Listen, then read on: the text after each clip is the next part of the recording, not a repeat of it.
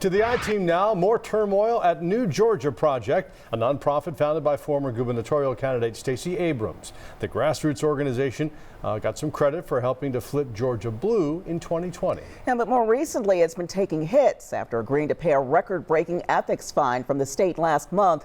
The organization reportedly had 2 rounds of layoffs affecting some 33 people. Now, Fox 5 I-Team reporter Johnny Edwards sat down with some of those laid-off workers. They're alleging that New Georgia Project let them go while they were trying to unionize, Johnny. Well, Russ and Deidre, they're accusing the group's leaders of big-time hypocrisy. These ex-employees say New Georgia Project paid them to be community organizers, but they claim they lost their jobs because they were organizing.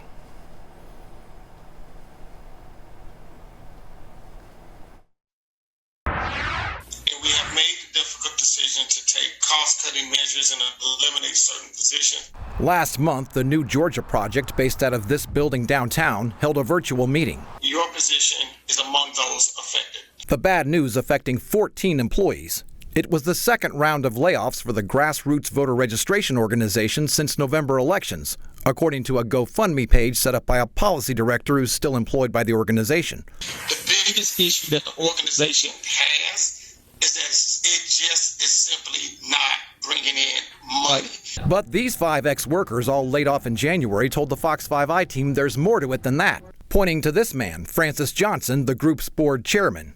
And it was direct retaliation to our unionizing efforts as well. I believe that Chairman Johnson and the board fired me because I led the unionization efforts at New Georgia Project. Yeah, ready? This video shows Jasmine Keith, who worked on the nonprofit's reproductive justice program, reading a demand for union recognition to her manager 4 days before the layoffs. As of the date of this letter, a majority of your employees in an appropriate unit have signed cards authorizing Teamsters Local 728. Why did you feel like you needed to unionize? For stability.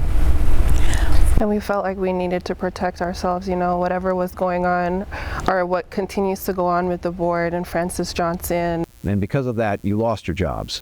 Yes. Basically. You're hearing this right.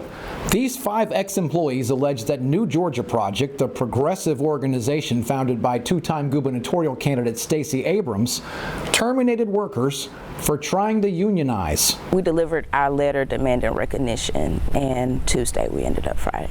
It's a serious accusation, and here's who's taking it seriously.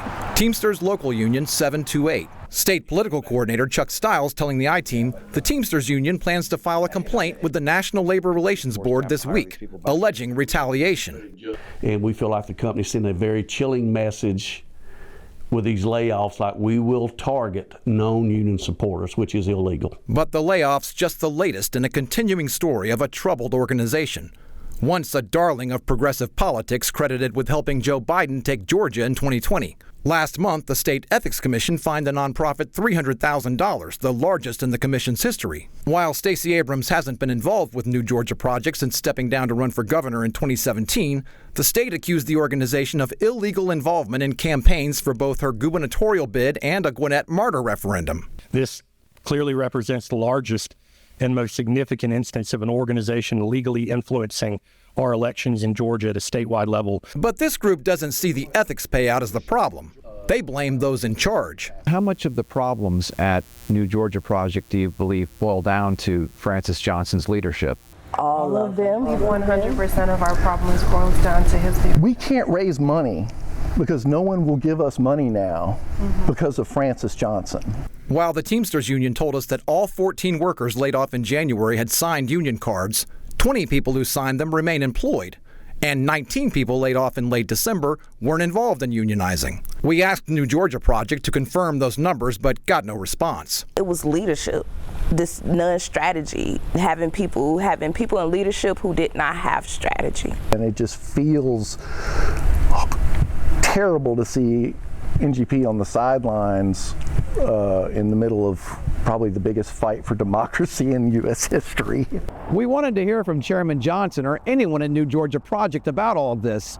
Johnson declined our interview request, and a spokesman sent us a written statement.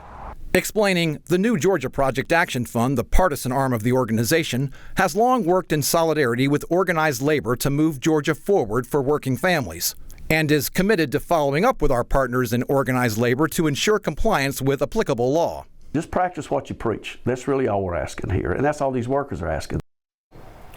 The nonprofit told us in a written statement that staff reductions aren't easy, but it has to, quote, align its staffing plan with available resources to accomplish its mission. Chuck Stiles of the Teamsters said the union is asking that all 14 employees be rehired with back pay. So Russ and Deidre are likely to be some haggling there.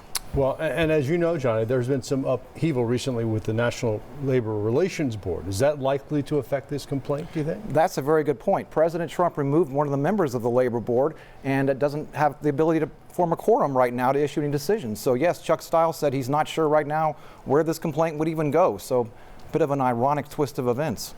It sounds like it's going to be a long, drawn-out matter, but we know you'll stay on top of it. Sure will. Thank you, Johnny. Thanks, Johnny. Thank you. All right.